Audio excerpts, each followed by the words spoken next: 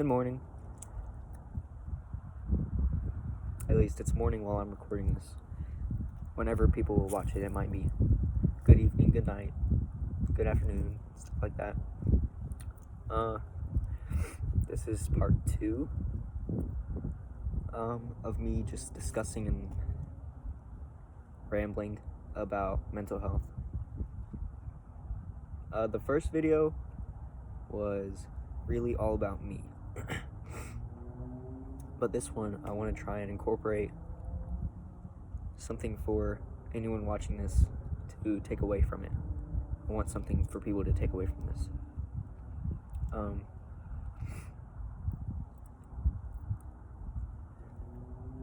I just have a little bit more to cover from the first video, and then I will hopefully get something of a lesson out of it. This one might be long too. Again, I'm not expecting anyone to watch the whole thing, and that's fine. This is therapeutic for me anyways, to know that if people do choose to do it, if they choose to watch it, then it's out there, and they can if they want to. So let me start with finishing up a little chronological order of my life. So I ended off where I was like 7 years old, because that was when all the physical abuse started. And I think I'm gonna go to when I was 16, 17, because this was junior year of high school. This was during fall break, and I had the flu or something like it, and I was just sick in bed. And I remember my mom and my brother were arguing about him doing the dishes or something, or making a mess on the counter and not cleaning it. And it just escalated really quickly, because both my mom and my brother are a little hot-headed. They both have tempers, but usually it's not that bad, so. But anyways, I heard it get loud. And I think I heard Noah say, "Get off me," or something like that, or "Stop," or something like that. And I got out of bed, and I went to the kitchen, and I saw that Noah was up against the wall with my mom's arm on him, somewhere around here. I thought she was choking him against the wall, because that's what had been happening in the past years. And so I intervened, and I just stepped in between them, and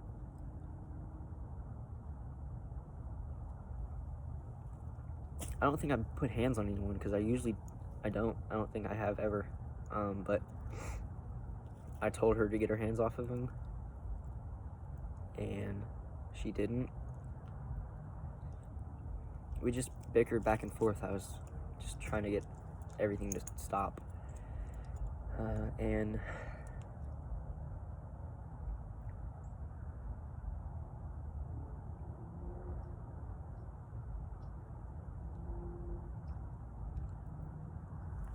everything calmed down after that, but I decided that was it, that I didn't want to be there in that house anymore. So I called my grandmother to see if my brother and I could come over, but we couldn't. That's okay, that's not her fault or anything. Maybe she was busy, or she just didn't have space for us, but it's fine. Nothing on her. And then I called my biological dad, because I had been seeing him since I was 13, but like on and off, like just a few times a year. I called him, and asked if he could like just take us in for a little bit. And, you know, that ended up happening. We went over to his house, and he lives in Mount Juliet. I mean, obviously, I'm not going to tell you exactly where. He just lives in Mount Juliet.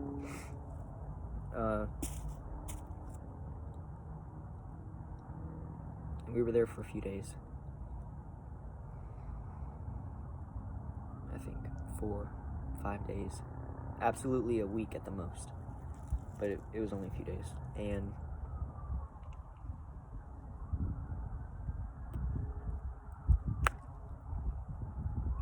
it was difficult because with him living in Mount Juliet and us going to school in Murfreesboro, excuse me.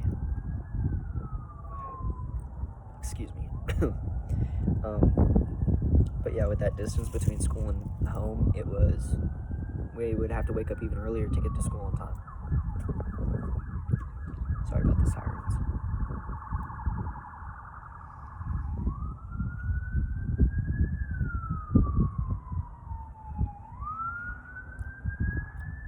And throw a work schedule into the mix from me and my dad. I don't remember if Noah had a job back then. I don't think he did. But yeah, I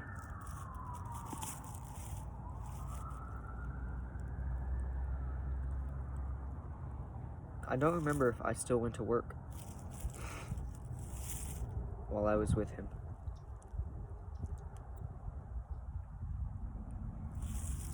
But what ended up happening was my mom,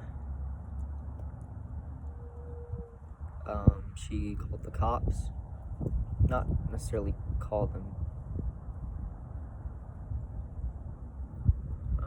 but actually before that, my brother and I tried to file a police report on her. And Eric, I think, both of them.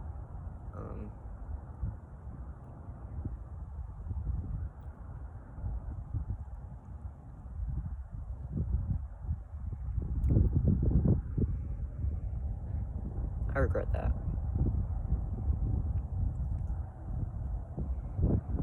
That sucked.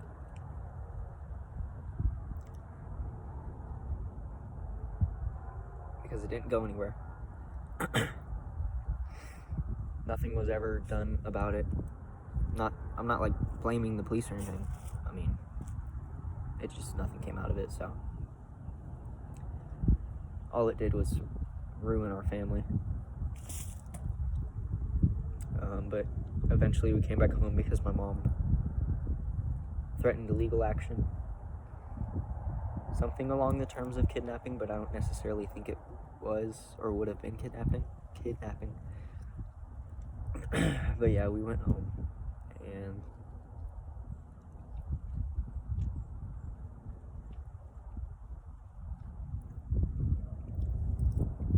that sucked too. You know,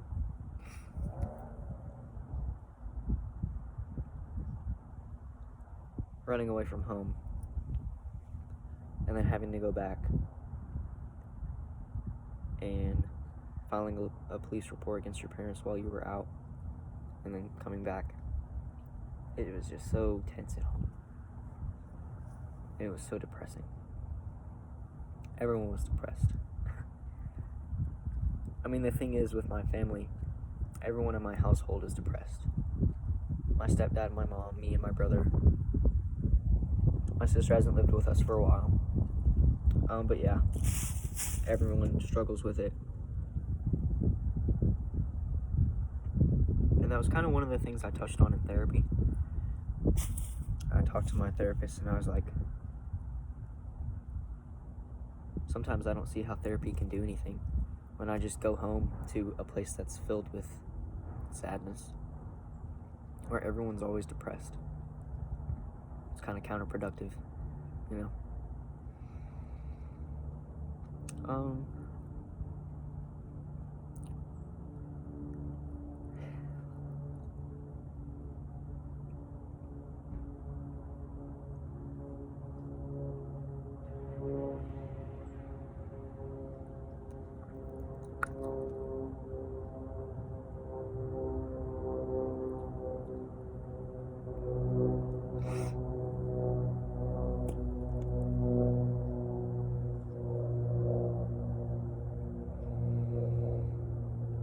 shortly after, since that was fall break,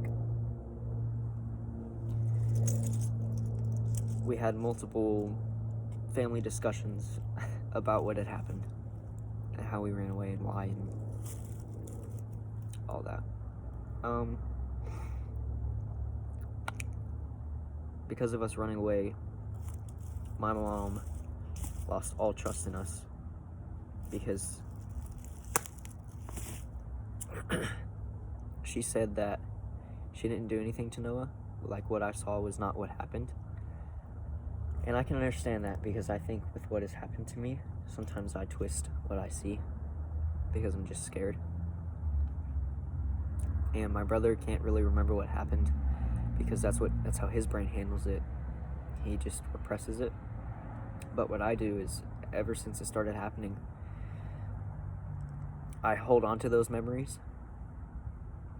I've held on to them for ever since I got them, because I knew that if we ever we ever went into any legal action, then I would need to be able to talk about what happened. So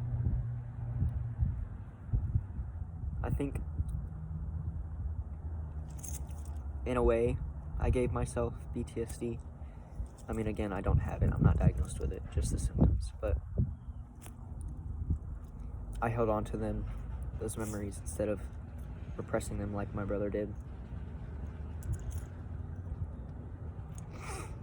But yeah, I believe that my mom didn't do anything, because she's explained it to me multiple times. And if she really did do anything, then it's in the past. Can't do anything about it now. And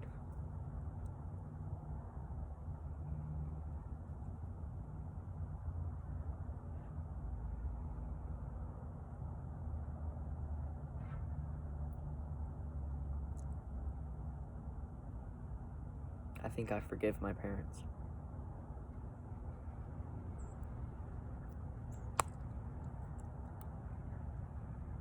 Because sometimes there's nothing else to do. And I don't want to make it seem like I'm just settling on it, just because that's all I can do, really. But, I mean, there's no point in being angry about it. It already happened. So I can just say that I forgive you, and everyone realizes that it was wrong, and move on.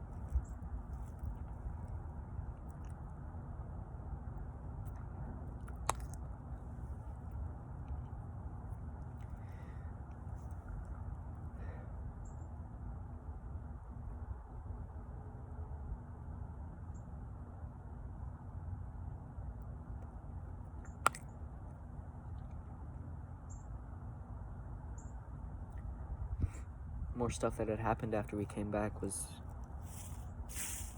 how I mentioned my family's just depressed. My mom had told me and my brother that it had made her suicidal. Not that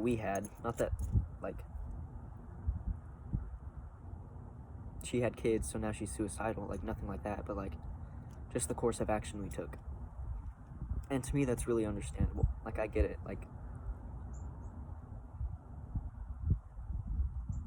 If your kids run away because they think you did something to them that you didn't actually do, and that ruins your trust, and that can throw you into a spiral of depression and stuff. So I can see where she's coming from, and I forgive her for it, and I forgive her for saying that, because I understand, when you're depressed, you just do and say things that you wouldn't normally do. And I'm pretty anxious about putting out both of these videos, because I don't want people to see it and be upset with my parents. I don't want it to accidentally come into the hands of maybe some law enforcement and have people approach me about hey, do you want to take legal action? First of all, the statute of limitations has passed. I'm almost 19. Last time it happened was 3 years ago. so nothing can be done. And no, I don't want to take legal action. That'll just make a whole mess out of my family. I'd rather keep what I have because I've already lost a lot of my family. And I don't want people to be upset with my parents at all. I'm not upset with them. I'm literally just saying how it is. I'm talking about what happened, and I love my family. I love my parents. I love my mom. I love my stepdad. I'm just talking about it.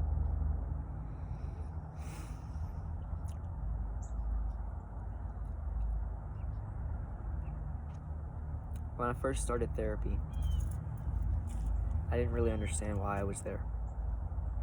I mean, I knew I was sad and suicidal and just in a funk, but like, I told my therapist that I know that there are plenty of other people who are going through worse stuff than me. For instance, like other kids who are dealing with abusive parents. Like,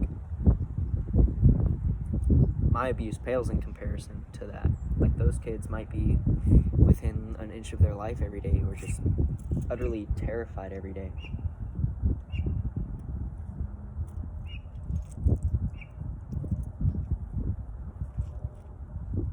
The bird sounds pretty. Can't see it though. Oh. Hello.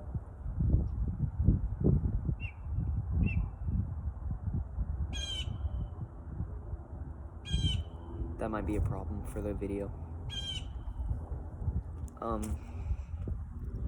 But yeah, I would tell my therapist, I would be like, why am I here? My abuse isn't that bad. There wasn't ever really any markings on anyone, and like, no one was close to dying or anything.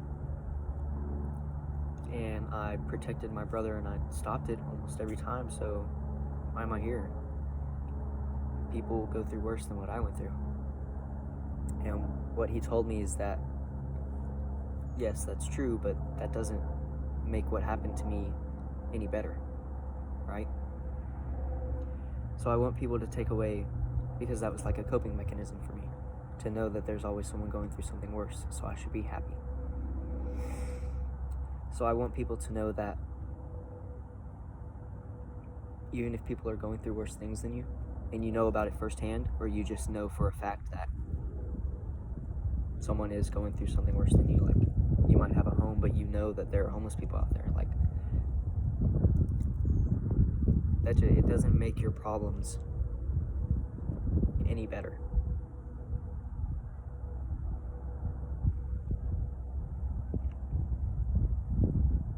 Because it's happening to you. And not to sound selfish, but in your world, that's a big problem. And in their world, that's a big problem for them, whatever they're facing. So your problems are just as bad as everyone else's.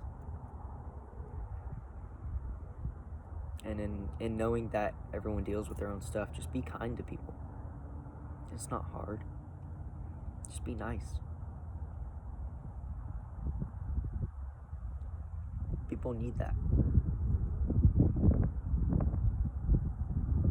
And especially with coronavirus and all of the death that came out of it, and all of the isolation from quarantine that came out of it, 2021 better be a good year, or at least normal. We need kindness, and we need love, and we just need nice people to make up for how shitty 2020 was, right?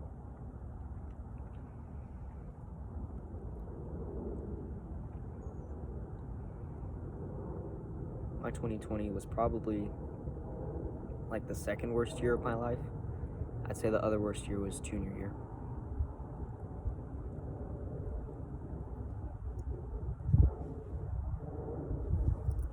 Because my mom got sick in the beginning of the year. February 11th, I think. She had her first stroke.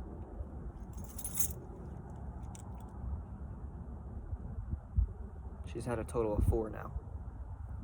Maybe 3. I lost count, honestly. But I have it written down on my calendar that her last one was August 29th.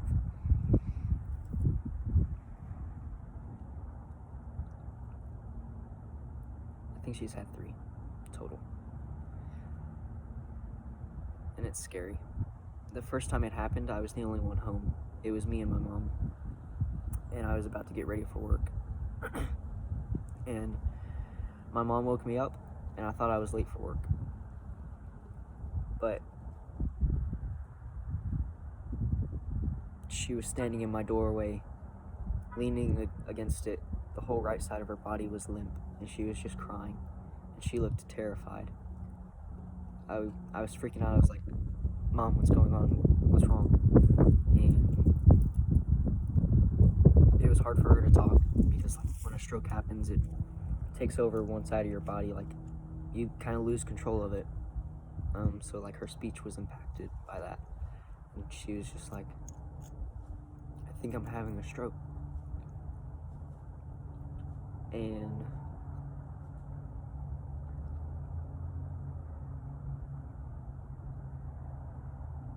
I was just like, okay, come on, let's get you to the hospital. And I like put my arms around her and tried to carry her around the house. And she was like, no, I need to brush my teeth. And every time my mom has had a stroke, she always has to do something to like be presentable, I guess. The first time she had to brush her teeth before anyone was allowed to take her to the hospital. The second time she had to take a shower. And the third time, I don't remember, but she's super stubborn. And so while she brushed her teeth, I went outside. I tried to argue with her. I was like, you don't have much time. We have to get you to the hospital right now. I was like, there's an acronym called FAST. Face, arms, speech, and time.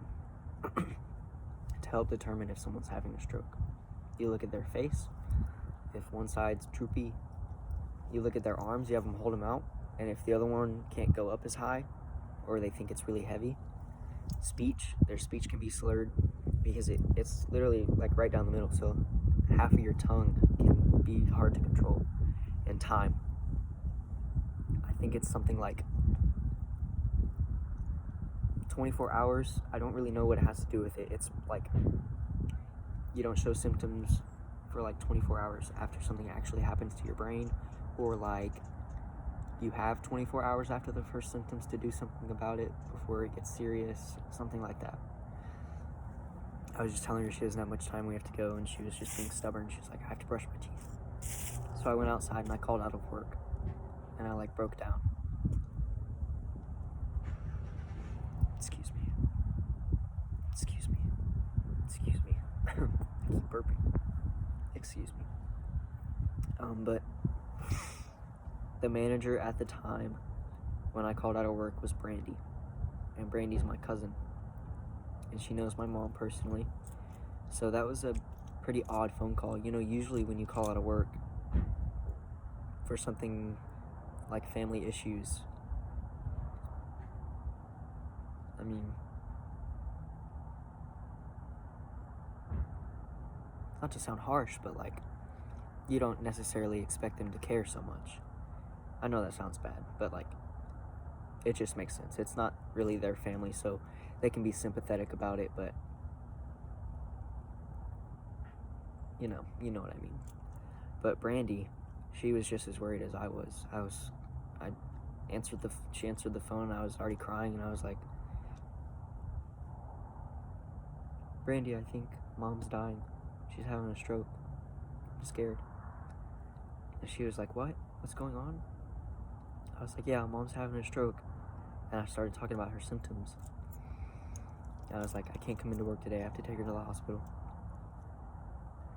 And she was like, yeah, you need to take her to the hospital right now. I'll get someone to cover your shift. I was like, okay, thank you. I'm sorry. She was like, no, it's okay. Go take your mom to the hospital. And again, my mom, on the way to the hospital, we would have passed my stepdad's job. So she was like, no, you need to pick him up first. He's coming with. I was like, we have to get you to the hospital. Stop doing this. So we picked Eric up. I think that actually might have been the second time she had a stroke. But I know that on the way there, I hit someone's car. And I didn't do anything about it. Even my mom told me, she was like, "It's okay, keep going." And I tried to get them to follow me, but I think I turned too quick. Maybe I didn't use a turn signal, but they lost me. So I wish I could have told them why I hit their car, because I feel really bad about it, but I was in a rush. So, hope that's understandable.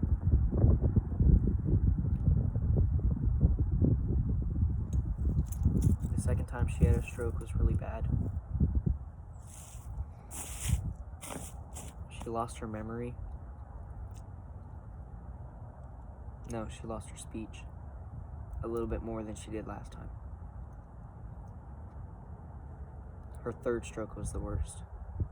Basically her most recent one. It might have been her third or fourth. I still don't know how many she's had.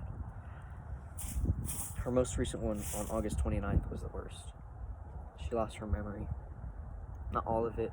It's not like specifically short term or specifically long term. It's just hit or miss. And if you're talking to her and you don't know her, like, you can't tell. Even I can't tell. You don't know that she's lost her memory until you start to ask questions about her past. Then she'll be like, I don't know. She just can't remember. So, and that was really scary, because the more that time went on after she was discharged, the more we kept asking her questions to try and get a feel for how much she had lost. But we never figured it out.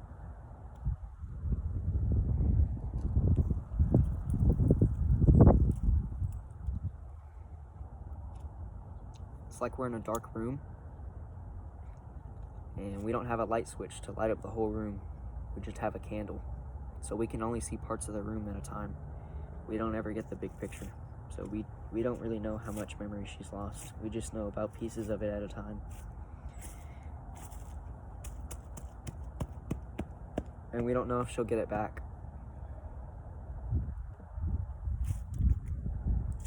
So I was just worried, because every day that we'd ask more questions, we'd think she was losing more memory.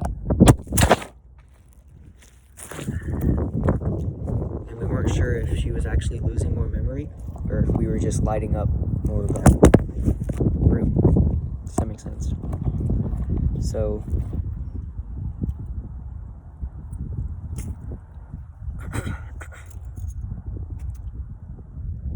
I was just worried that she would eventually lose her whole memory. And honestly, when I thought about that, I would have rather just had my mom pass away than have a mom that doesn't know me, because that would hurt a lot more, to just be able to see my mom in flesh and blood, but just know that she doesn't know who I am.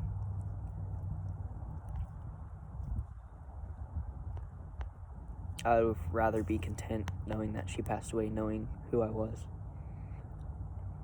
But luckily, she doesn't seem to lose any more memory. The doctors still don't know what's wrong with her.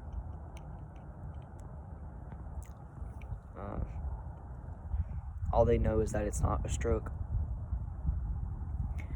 I think it's something called microvascular ischemic disease.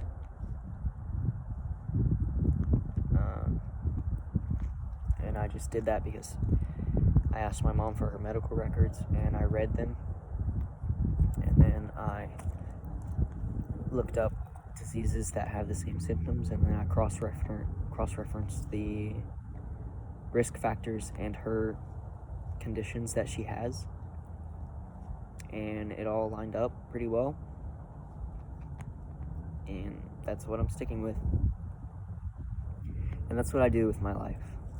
Like, if something enters my life and I'm heavily affected by it, then I'll research it, and I'll teach myself about it as much as I can. like abuse and mental health, I've taught myself a lot about it. A lot of like statistics and facts and tips and stuff like to handle it. And I think I need water. And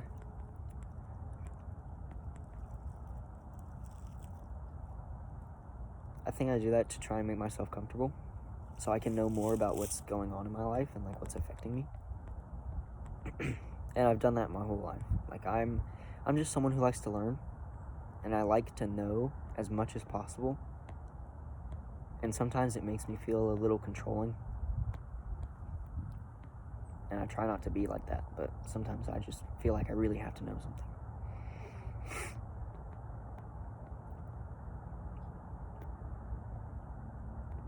Another thing that I do to try and help myself with my anxiety specifically is I'm a really organized person. When I was younger, I feel like when I was like 8 or 9, I know that in elementary school is kind of where it started. I would always have like one of the neatest desks. I would try to have like very little stuff on it, and if stuff was on top of the desk, it would be like lined up, and stuff will be centered off of other stuff. Like it's hard to explain. But like in my room, like my closet, my shirts are organized by long sleeve and short sleeve from right to left. And then from there, it's sorted by brand. And from there, it's sorted by color and texture. So like a flannel shirt has a certain texture to it. And then like a regular long sleeve shirt. On the very right of my closet is items with hoods on it, like jackets and hoodies. And on the very left is shirts that I wear to work out. And even further to the left is special stuff, like my cap and gown and my prom outfit. So my dresser's the same way. Everything's folded and neatly organized. The underneath of my like bathroom sink is super organized. And I do that because when I was little, I figured out that I could control that. Like, that's just something that I have control over. Whereas I don't really have control over my anxiety and depression. So it made me feel better to realize that I could control it, and made me feel comfortable to feel like I could just have control over like one thing in my life. So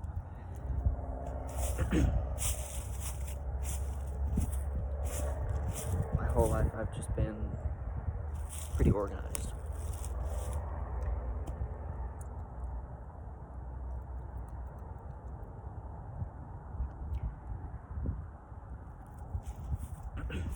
And so with my therapy that I did, it's different than other types of therapy. And so I didn't really get any coping mechanisms from my therapist. He didn't necessarily teach me how to deal with certain things. We kind of just squashed it in a session and got rid of it. So I don't really have any coping mechanisms for you guys, but I can just share what I do. So, you know, for my anxiety, I try to find something that I know I can control. And I feel like for a lot of people, that can be an artistic form of expression, like drawing or singing or painting or dancing. Just some way to express yourself artistically. I know there's another thing called escapism, where you kind of escape reality through reading books all the time, playing video games all the time, watching TV. Exercising might even be one of them. I exercise for a lot of reasons. I do it to help with my mental health, and I do it to help make me look good, and that boosts my self-esteem to think that I look good. And I do it because it's just like a healthy thing to do overall. So it has like a lot of pros to it.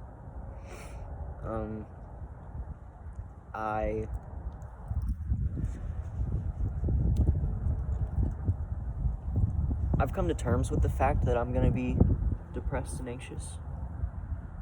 Whether that's for my whole life or for a little bit longer, who knows? But like, I've come to terms with it. And so whenever I feel depressed or anxious, I'm kind of grateful for it. Because I feel like in order to know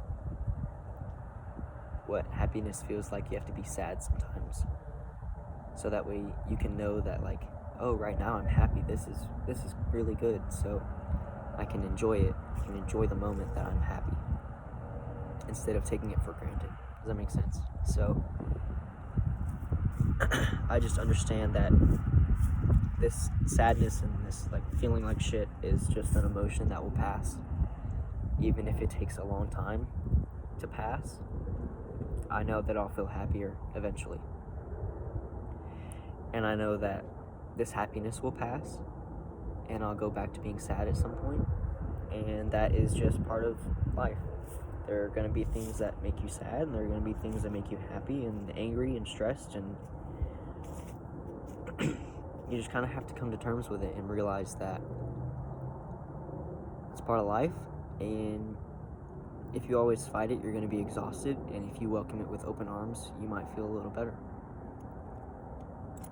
You can try and become friends with it, and then you can really appreciate everything that you feel for what it is. I don't know if that made sense, but that's what I do. I try to make everything positive. I try to put a positive outlook on everything in my life. Like, I try to find beauty in everything. Like nature. I just like looking at stuff. Like, for example, something that you might think is bad or like that just kind of sucks is waking up super early for work. Because I wake up at 3:30 or 4:30 to go to work at 4 or 5 in the morning. And even if I might not like waking up that morning, I feel better when I get in my car and I get to drive to work because the roads are empty. And I like being the only one on the road. It's like, it just gives me some sort of feeling that like I'm the only one driving out here. And I don't know, it's like my time to get to work. Does that make sense? Or like when I still worked at Sonic, I would wake up at like 5:30 or 6:30 to be at work at 6 or 7. And at that time,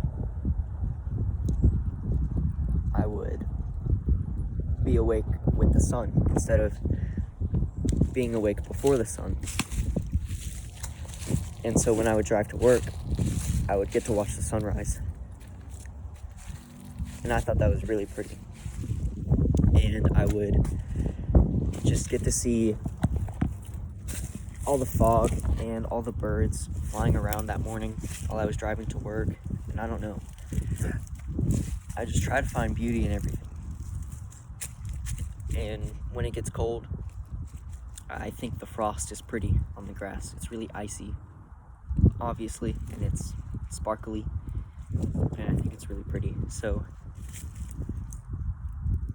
I'm just always trying to make things that might have a bad effect on your life, even if it's like a really small bad effect, like waking up early, I find something good in it. And I feel like that's a healthy coping mechanism. I don't really see why not. So I encourage you guys to try and do that. Now, obviously, my stuff won't work for you. Maybe not any of it, maybe not all of it, but find something that works for you too. And use it. I encourage people to come talk to me.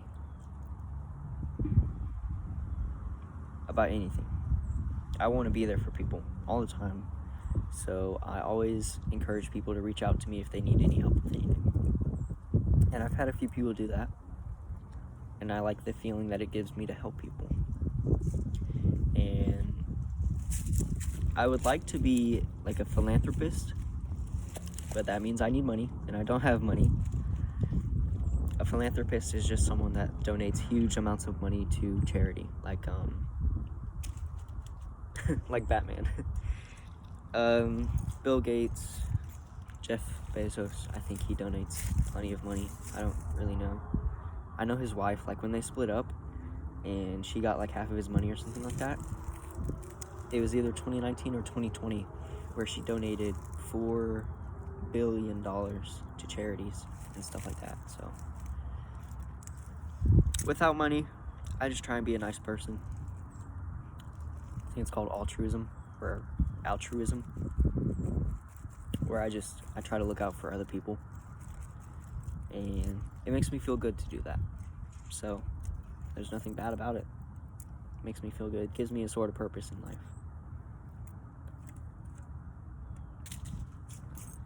So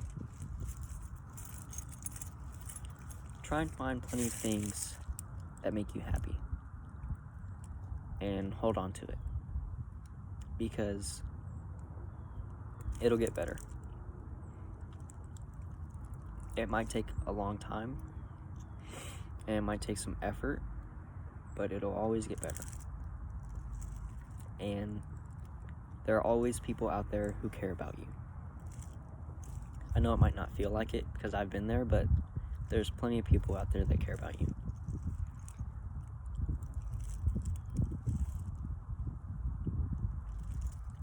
Personally, I am someone who I try to love everyone. And love is a strong word, I know that, but like I feel like everyone deserves some love. So I try to be really caring towards other people, and I try to let them know that I love them. And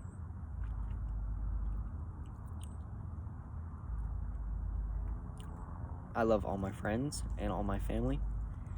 And my friends, I mean, they'll get like a different kind of love than like a romantic partner, but I love everyone.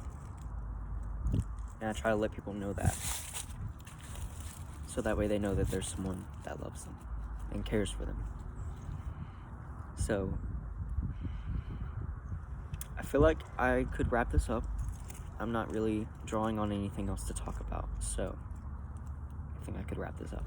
This one's much shorter than the other one, thankfully. Again, if you get to this part and you like watch both of them, please let me know, because that would be so cool. Because again, I'm not expecting anyone to watch this. This totals to like 2 hours or 2.5 or something like that. That's a crazy long time to watch videos, but they're here for people if they want to like stop and go. So if you make it this far, let me know. This was a very vulnerable thing for me to do, and I'm just a little bit anxious about it, but I feel better. And I know as soon as I post it, I'll probably feel anxious for like a few days. I'll probably be like, what do people think about this? Do they like it? Do they hate it? What's going on? But I'll be okay. So